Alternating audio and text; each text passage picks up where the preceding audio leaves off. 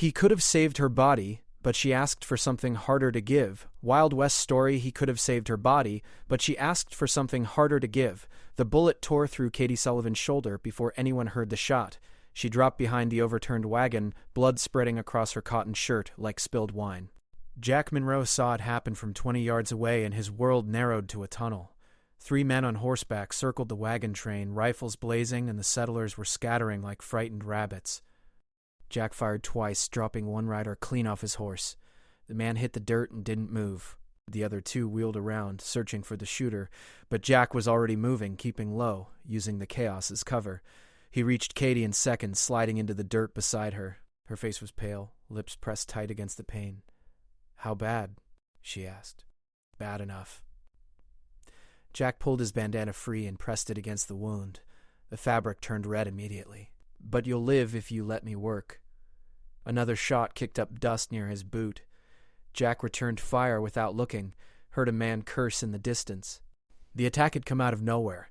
3 riders sweeping down from the ridge like hawks on field mice.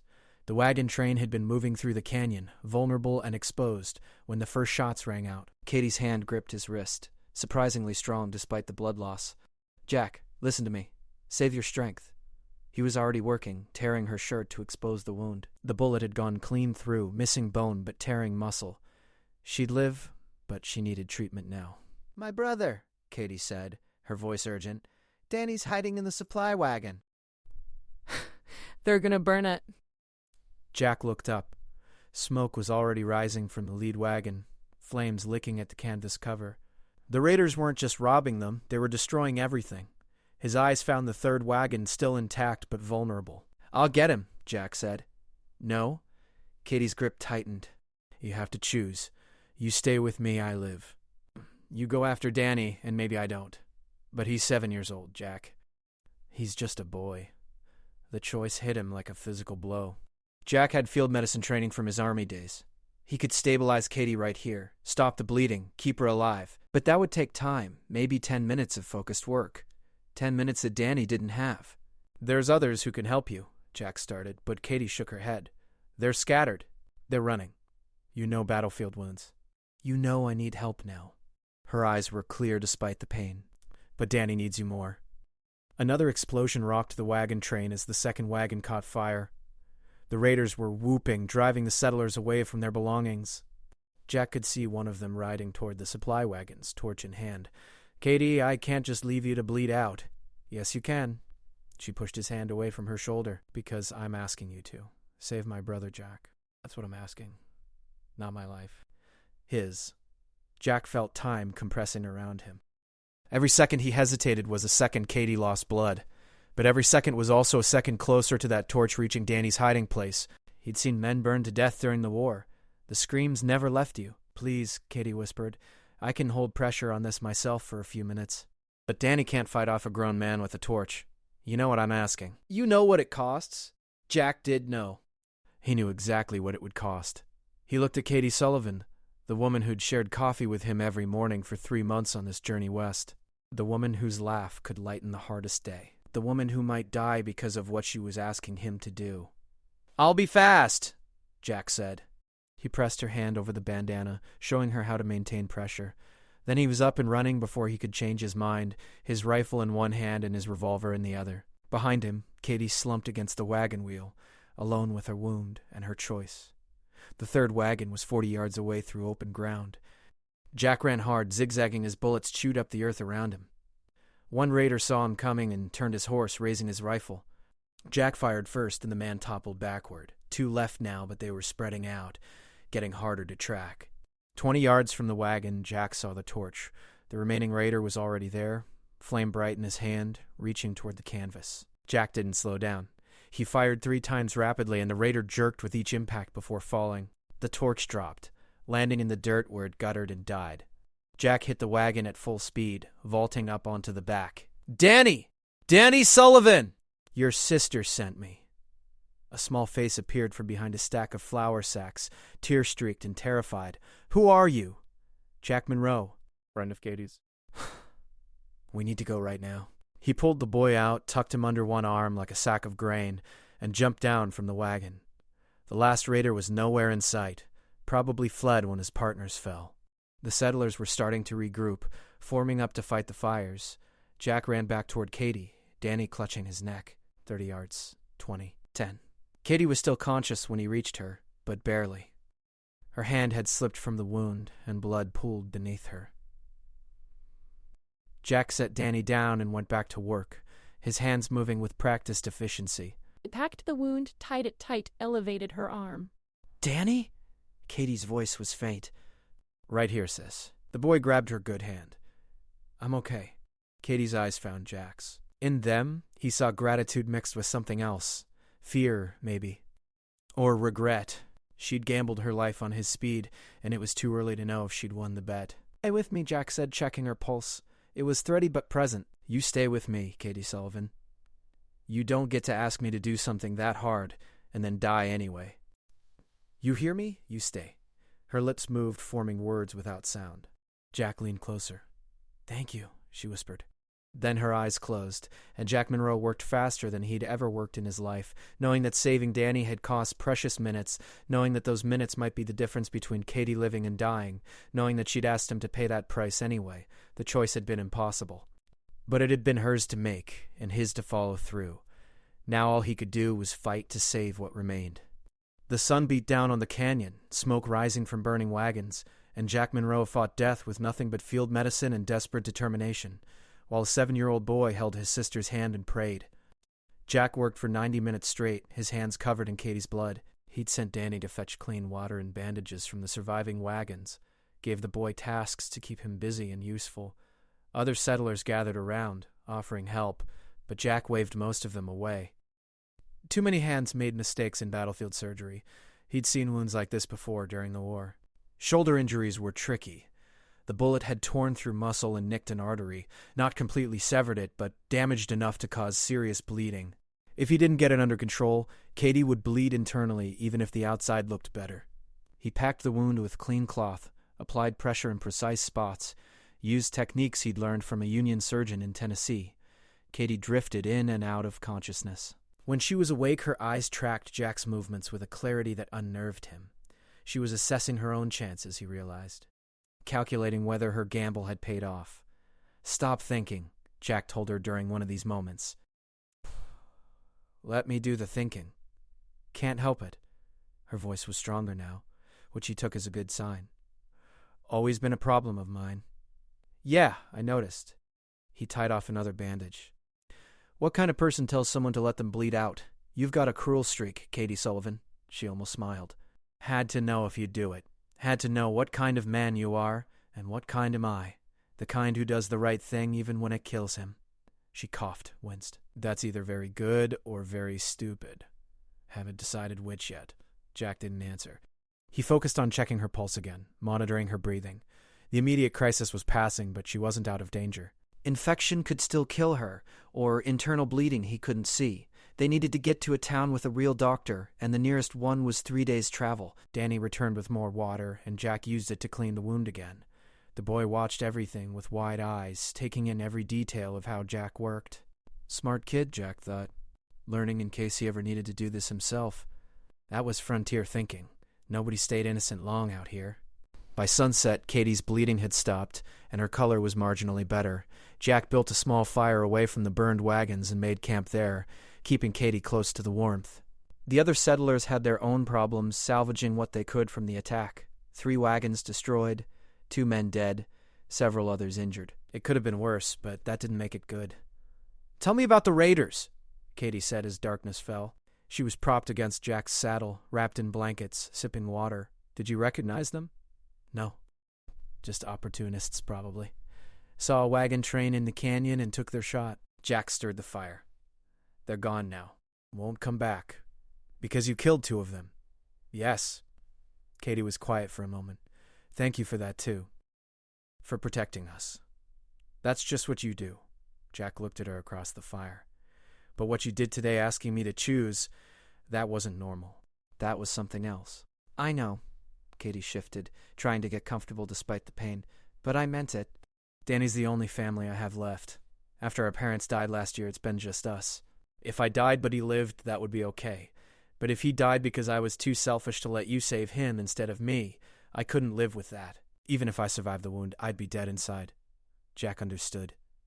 He'd made similar calculations during the war, decisions about who to treat first when multiple men were wounded. The math was cold and brutal, but it was honest. Save the one with the best chance, or save the one who mattered most. Sometimes those weren't the same person. You put me in an impossible position, he said. I know. I'm sorry. She didn't sound sorry. She sounded fierce. But I'd do it again. Every time. You know why? Why? Because some choices aren't about what's easy or what's fair. They're about what you can live with after. And I can live with this scar. She touched her bandaged shoulder. I can live with nearly dying. But I couldn't live with knowing I let my brother burn because I was scared. Jack poked the fire, sending sparks into the night sky. You're either the bravest person I've ever met, or the craziest. Both. Probably. Now she did smile, tired but genuine. Runs in the family. You should have met our father. He once wrestled a bear that wandered into our camp. No gun, no knife. Just his bare hands and stubbornness. How'd that turn out? He lived. Bear didn't. But he said afterward it was the dumbest thing he'd ever done, and if he'd had more sense he would have just let the bear take the bacon it was after. But he didn't have more sense. He had Sullivan pride, which is basically the same as having no sense at all. They laughed together, and Jack felt some of the day's tension ease. Katie was going to be okay. Not today, and not tomorrow, but eventually. She had the kind of toughness that went bone deep, the kind that kept people alive when softer folks would quit. Danny came over with a plate of beans and salt pork, divided between the three of them. They ate in comfortable silence, watching the stars emerge overhead. The wagon train would move out in the morning, slower now with fewer wagons, but still moving. West toward California, toward the promise of new land and new starts. Jack, Katie said as Danny fell asleep against her good side, what you did today, coming back for me after getting Danny out, that meant something. You could have stayed with him, kept him safe. But you came back. I'm not leaving you to die. Some men would have. Some men would have made the calculation and decided one life saved was good enough. She looked at him steadily, but you tried to save us both. Even though it was harder. Even though it meant more risk, Jack shrugged. Couldn't do anything else. That's what I mean. That's who you are. Katie shifted Danny gently, settling him more comfortably. When we get to California, I'm going to need help getting our homestead started. Danny and me, we can work hard, but there's things we don't know. Things we'll need someone to teach us. You asking me for something, Katie Sullivan? Maybe. If you're interested. She met his eyes across the fire. I figure a man who'd risk his life for a woman and a boy he's only known 3 months might be worth keeping around. And I make a good partner. Just ask Danny. Can't ask him. He's asleep. Then you'll have to take my word for it. She smiled again, and this time it reached her eyes. Think about it anyway. No pressure, but the offer's there. Jack thought about it. 3 months ago he'd been drifting, no destination in mind, just moving because stopping meant thinking too hard about the war and what he'd left behind. Then he joined this wagon train, and somewhere along the way, he'd started thinking maybe there was something worth staying for. Someone worth staying for. I'll think about it, he said. But they both knew he'd already decided. You don't fight that hard to save someone and then just walk away. Not if you're the kind of man Jack Monroe was. Not if you're the kind of woman Katie Sullivan was. Some choices made themselves, and you just had to be brave enough to follow through. The fire burned low as the night deepened, and Jack kept watch while Katie and Danny slept. Tomorrow, they'd move out. Tomorrow there would be new challenges, new dangers, new decisions to make. But tonight, they were alive. All 3 of them. And sometimes on the frontier, that was the only victory that mattered. 3 days later, the wagon train reached the town of Redemption, a ramshackle collection of buildings that called itself civilized but barely qualified. Jack got Katie to the doctor, a gruff man named Henderson who smelled like whiskey but had steady hands. He examined Katie's wound, grunted approval at Jack's field work, and prescribed rest and clean bandages. She'll live, Henderson said, washing his hands in a basin. But she needs to stay put for at least 2 weeks. That shoulder needs time to heal properly, and traveling in a wagon will just tear it open again. Katie shook her head from the examination table. I can't stop. Wagon train moves out tomorrow. We need to get to California before winter. Winter's 4 months away, girl. You've got time. Henderson dried his hands on a towel. Push this wound too hard and you'll end up with permanent damage. Maybe lose use of that arm entirely. That what you want? No, but I can't afford to stop. Danny and me, we need to get west. We're running out of money and supplies. Jack, standing in the corner, spoke up. I'll cover your expenses. Both of you. Stay here, heal properly, then we'll catch up to another train heading west in a few weeks. Katie turned to stare at him. You'll what? Cover your expenses. Room and board at the hotel, food, doctor visits, whatever you need. Jack kept his voice casual, like this was no big thing. Consider it payment for all those cups of coffee you shared on the trail. Jack, that's too much. I can't accept that. Yes, you can. He pushed off from the wall, stood straighter. Besides, I'm staying too. Someone needs to make sure you actually rest instead of trying to do everything yourself. I've seen your type. Soon as the doctor turns his back, you'll be up and working. Henderson chuckled. He's got your measure, girl. I've seen that stubborn look before. Katie wanted to argue. Jack could see it in her eyes, but she was practical above all else, and she knew he was right. Traveling now would risk everything, and she had Danny to think about. Finally, she nodded. Okay, but I'm paying you back. Every cent, once we get settled in California. Deal. Jack offered his hand, and Katie shook it carefully with her good arm. Her grip was still strong despite everything. Now let's get you and Danny set up at the hotel. Doctor's orders say you need rest. They left Henderson's office and walked slowly through Redemption's main street. Danny bounced ahead, excited to be in a real town after months on the trail. He stopped at every shop window, pressing his nose against the glass, taking in the wonders of civilization. He's a good kid, Jack observed. He is. Takes after our mother. She was the patient one in the family. Katie walked slowly, favoring her injured side. Our father and me, we're the hotheads. I noticed. They reached the hotel, a 2-story building that looked newer than most. Jack got 2 rooms, one for Katie and Danny, one for himself. The proprietor, a thin woman named Mrs. Chen, showed them upstairs and promised hot meals 3 times a day. We don't get many wagon train folks stopping here, she said, making up Katie's bed with fresh linens. Most push straight through. You're smart to rest up, dear. Seen too many people push too hard and pay for it later. After Mrs. Chen left, Jack helped Katie get settled while Danny explored every corner of the room. The boy had never stayed in a hotel before, and everything fascinated him. The real bed with a mattress, the wash basin with clean water, the window with glass that actually closed. This is the fanciest place I've ever been, Danny announced, bouncing on the bed. Easy there, Katie warned. We're guests. Let's not break anything. Jack left them to settle in and went to his own room. It was small but clean, with a bed, a chair, and a window overlooking the street. He cleaned his guns, a ritual that helped him think. The past 3 days had been tense, keeping watch over Katie, making sure her wound didn't worsen. But she'd been tough, pushing through the pain without complaint. Impressive, really. That evening, they ate dinner in the hotel dining room. Mrs. Chen served stew and fresh bread, better food than they'd had in months. Danny ate like he was making up for lost time, while Katie picked at her food, clearly exhausted. You need to eat, Jack told her. Can't heal without fuel. I know. Just tired. She forced down another bite. It's hitting me now, I think. Everything that happened. Now that we're safe, my body's shutting down. That's normal. You've been running on fear and determination. Now that you can relax, the exhaustion catches up. Jack had seen it during the war, soldiers who fought for days on pure will and then collapse once the battle ended. Sleep tonight, sleep as much as you can tomorrow. Let your body do what it needs to do. Katie nodded, too tired to argue.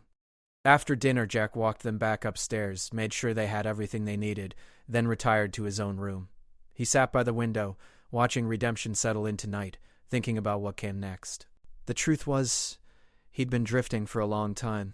After the war, he'd tried to go home, but home wasn't there anymore. His family's farm was sold, his parents dead, his brothers scattered, so he'd moved west, looking for something he couldn't name. Purpose, maybe, or just a reason to keep going. Then he'd met Katie Sullivan, and something shifted.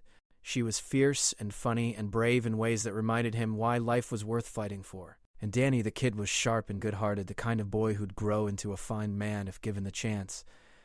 Maybe California wasn't such a bad idea. Maybe helping them build a homestead, teaching Danny how to survive on the frontier, spending more time with Katie, maybe that was purpose enough.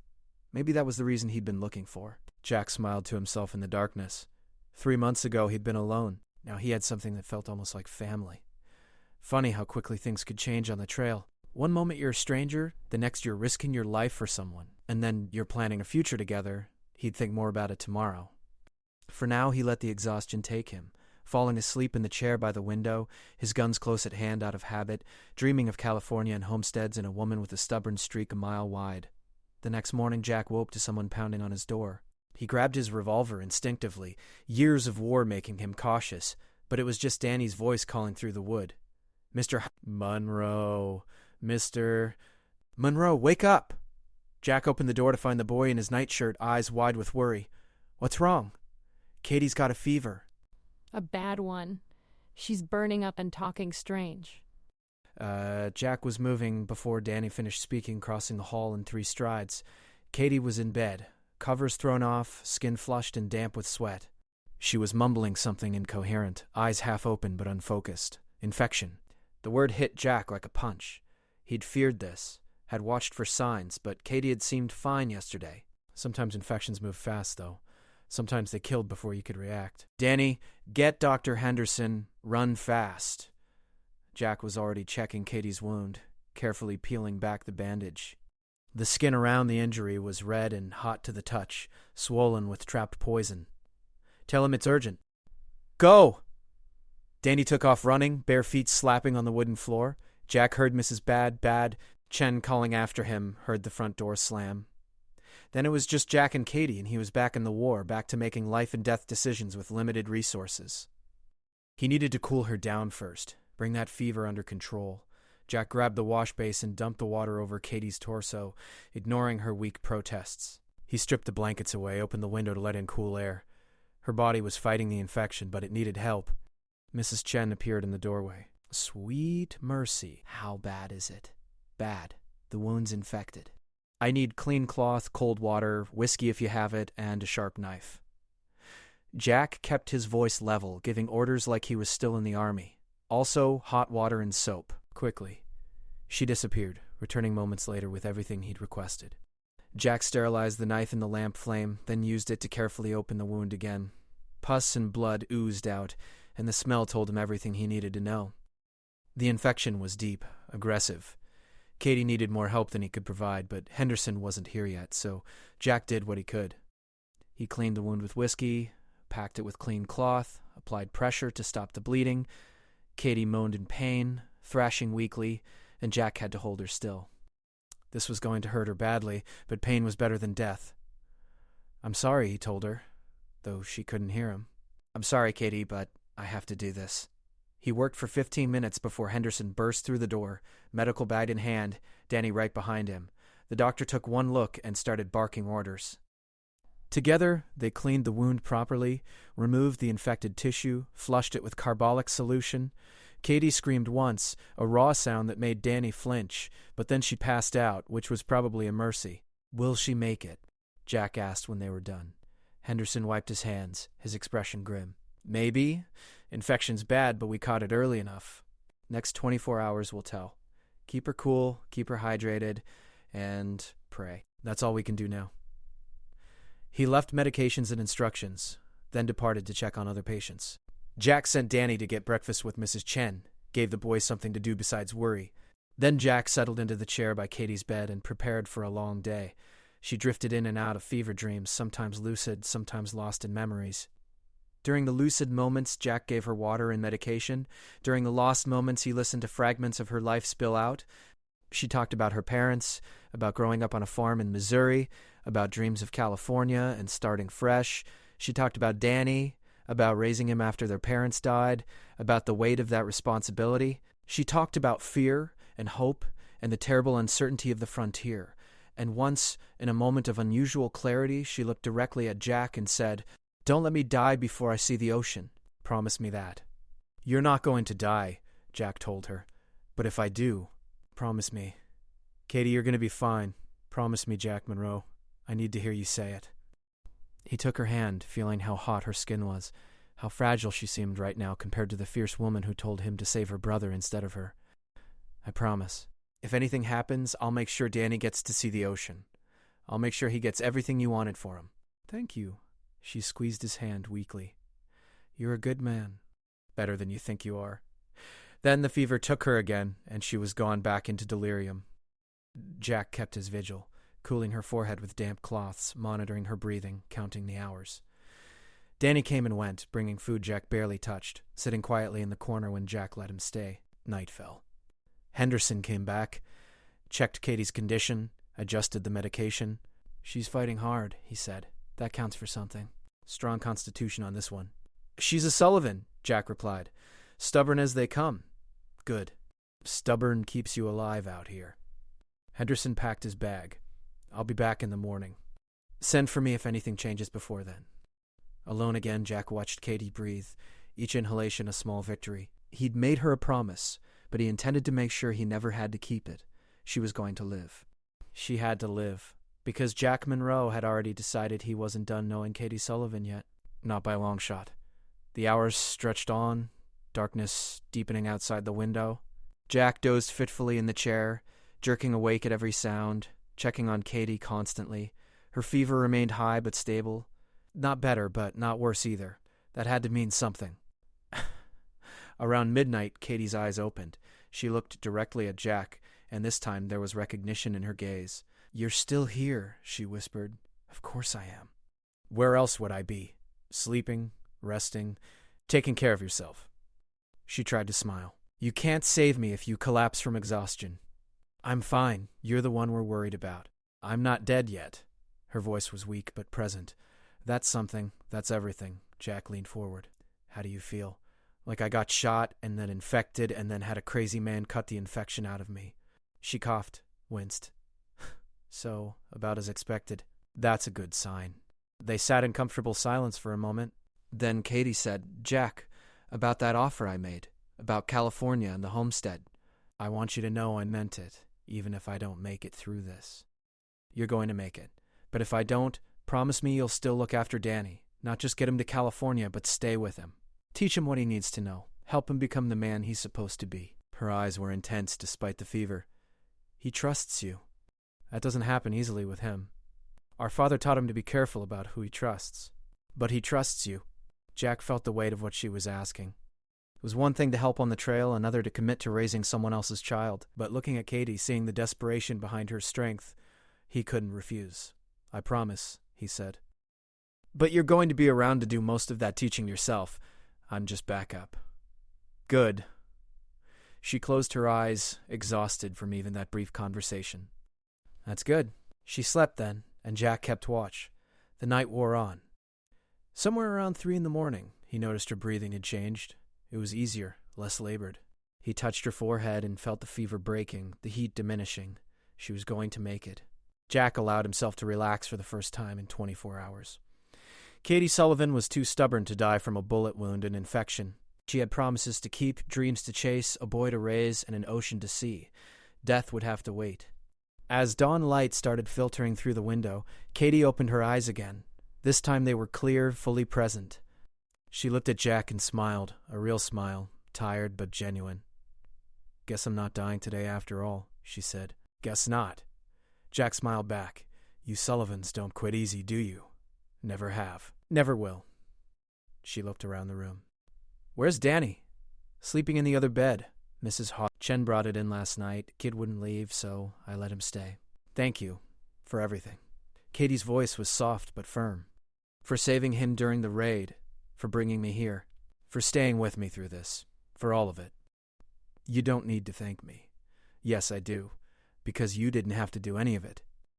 You could have kept riding west, left us to figure it out ourselves. But you stayed. That matters, Jack, more than you know." He didn't know what to say to that, so he just nodded. Sometimes gratitude didn't need a response. Sometimes it just needed to be received. Danny stirred on the other bed, waking slowly. He saw Katie awake and lucid. He scrambled over, nearly knocking Jack out of the chair in his hurry. "You're okay."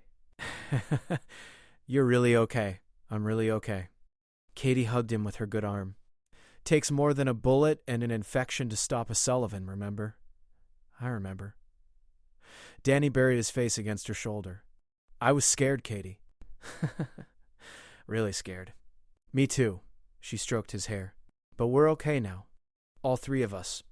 We're gonna be okay. Jack stood, giving them space, but Katie called him back. Don't go far. You're part of this too, whether you like it or not. I like it just fine, Jack said, surprising himself with how much he meant it. They stayed in Redemption for 3 more weeks while Katie healed.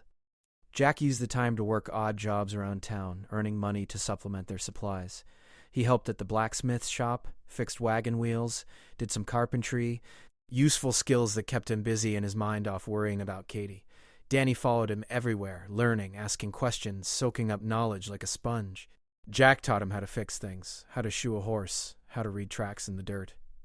The boy was sharp, picking up skills quickly, and Jack found himself enjoying the teaching. Katie recovered steadily, her strength returning day by day. Henderson removed the stitches after 2 weeks and declared her healing well. She'd have a scar, but she'd have full use of the arm. That was all that mattered. As the 3rd week drew to a close, they started preparing to join another wagon train heading west. This one was larger, better defended, with an experienced scout leading them. Jack paid their way onto the train, ignoring Katie's protest that she'd pay him back. We'll settle accounts in California, he told her. For now, let's just focus on getting there. The night before they left Redemption, they had dinner together in the hotel dining room one last time. Mrs. Chen served them her best food, sad to see them go, but happy they were recovered. Danny was excited about continuing the journey, talking nonstop about California and what they'd do when they got there. After Danny went to bed, Katie and Jack sat on the hotel's porch, watching Redemption settle into night. It was quiet, peaceful, the kind of moment that felt stolen from time. Can I ask you something? Katie said. Always. Why did you really stay? When I got sick, when Danny came running for help, you could have moved on, let Henderson handle it, caught up with another train. But you stayed. Why? Jack was quiet for a moment, considering his answer. Finally, he said, because somewhere between that first cup of coffee on the trail and watching you tell me to save your brother instead of yourself, you became important to me. Both of you. And I don't leave people who are important to me. Not anymore. Not anymore? I did once, during the war. Left my unit to go home when my parents got sick. By the time I got back, they were dead and my unit had been wiped out in a battle I wasn't there for. Men I fought beside for 3 years gone. And I wasn't there. He stared out at the darkness. I swore I'd never leave people behind again when they needed me. So when you needed me, when Danny needed me, I stayed. Simple as that. Katie reached over and took his hand. That's not simple at all. That's complicated and painful and brave. But I'm glad you did. We're glad you did. Me too. They sat like that for a while, holding hands on a porch in a town they'd leave tomorrow. 2 people who'd found something unexpected on the trail west. Not quite family, not quite romance, but something in between. Something worth fighting for. California's going to be an adventure, Katie said eventually. That it will. Think you can handle partnering with a stubborn woman and a curious boy? I've handled worse, Jack smiled in the darkness. Besides, stubborn women and curious boys keep life interesting. And I could use some interesting after all the boring I've had lately. Katie laughed, the sound carrying into the night. Liar. You've had anything but boring since you met us. True enough. He squeezed her hand gently, but I wouldn't change it. Not a single moment. Even the parts where you were bleeding out or burning up with fever. Even those parts, even those. Because they were real. They mattered. And they reminded me why life's worth living, even when it's hard. They stayed on that porch until the stars came out, talking and laughing and planning their future, 3 people bound together by choices made and promises kept, heading west toward California and the ocean and whatever came next. The journey wasn't over, not by a long shot, but they'd face it together now, and that made all the difference.